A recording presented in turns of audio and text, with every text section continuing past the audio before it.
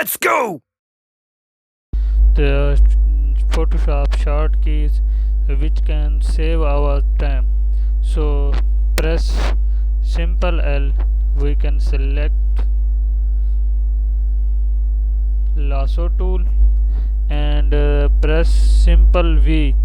we can select move tool, and press simple O, we can select dodge tool, and press simple G, we can select gradient tool, and press simple E,